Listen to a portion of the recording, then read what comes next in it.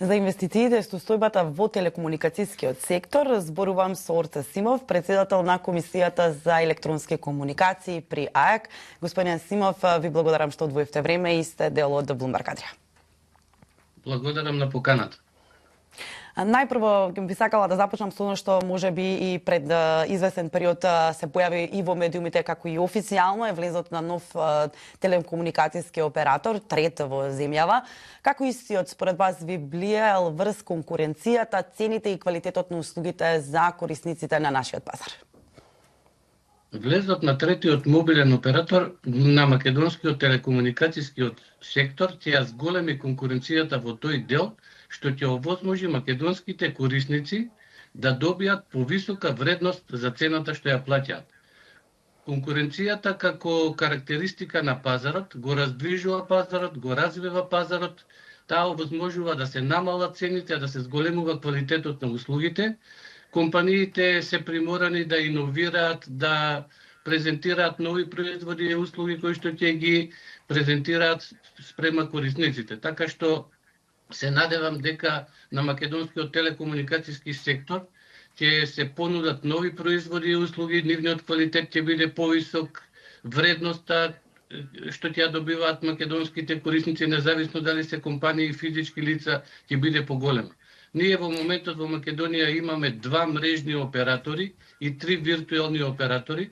Од прилика поделбата на пазарот е двата мрежни оператори имаат нешто над 94% од пазарот, додека трите виртуелни оператори имаат помалку од 6% од пазарот, така што со влезот на третиот мрежен мобилен оператор, постоечките 2 мрежни оператори сигурно ќе изгубат дел од корисниците што ги имаат, меѓутоа се надевам дека нивните приходи нема да се намалат, така што тие ќе треба да понудат дополнителни производи и услуги кои што ќе бидат достапни на македонските корисници, што ќе се развива и македонската економија, а ќе се влијае и на растот на бруто домашниот производ.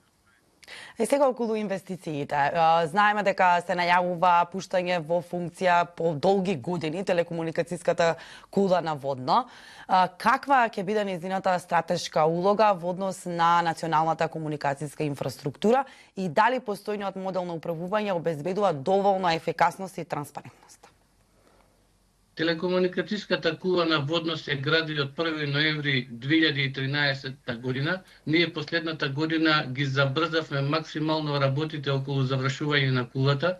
Разрешени се многу проблеми кои што стоја нерешени изминатиот период.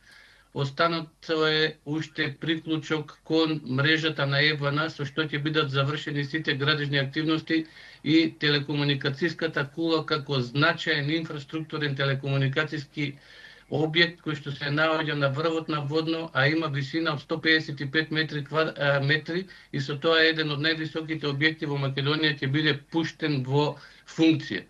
Тој објект, иако има атрактивен футуристички изглед со заоблена геометриска форма, примарна функција ќе му биде во телекомуникацијскиот сектор. На него ќе можат да бидат поставени многу телекомуникацијски и антенски системи на војската, на полицијата, на македонска радиодифузија, на трите мобилни оператори и на други субјекти кои што ќе имаат потреба од поставување на некакви телекомуникацијски системи или антенски системи.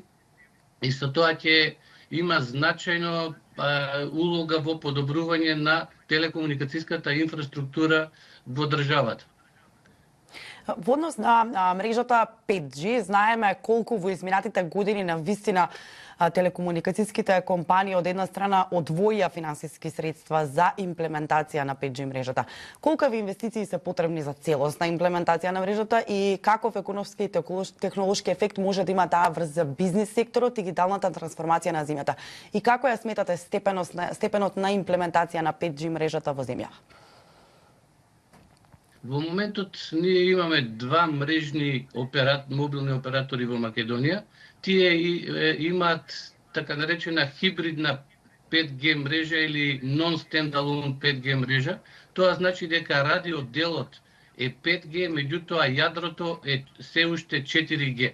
Треба да се направат соодветни инвестиции за да се замени јадрото и за да се добие целосна 5G мрежа што ќе овозможи користење на сите функционалности што ги овозможуваат 5G мрежите.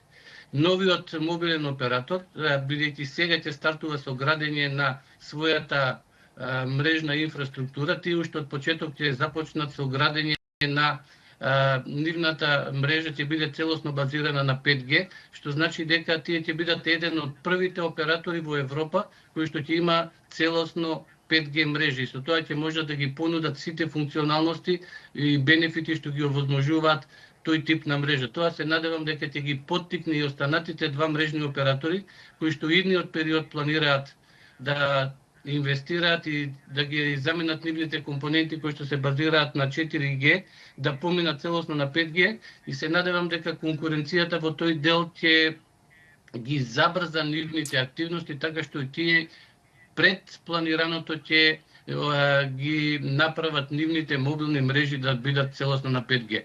Инаку околу дигиталната трансформација, тоа е веќе прилично апсолвирано прашање во изминатиот период. Ние како држава и како стопанство мора да одиме кон тоа.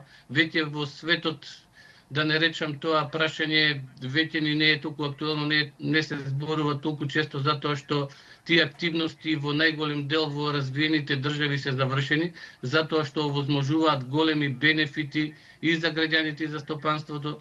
Изминатата економска криза што беше пред се предизвикана од здравствената криза од ковид пандемијата, понатаму енергетската криза, покажаа дека многу поотпорни на економски кризи се земјите кои што имаат дигитализирани државни институции, а за компаниите е јасно, во иднината има два типа на компании. Компании кои што се дигитално трансформирани и компании кои што не постојат. Веќе тоа прашање е апсолвирано. Во Македонија има одреден степен на дигитална трансформација. Ние сега се повеќе треба да размислуваме и кон примена на вештачка интелигенција. Телекомуникацијската инфраструктура тука е како основа за размена на податоци кои што ги генерираат дигиталните системи, дигитализираните системи.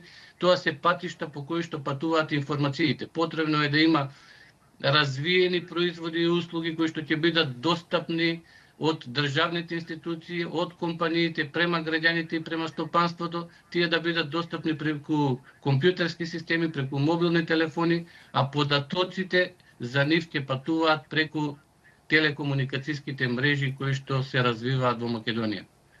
Така, Симов, јас ви благодарам за вашето гостување во Bloomberg Adria. Благодарам и на вас за поканата.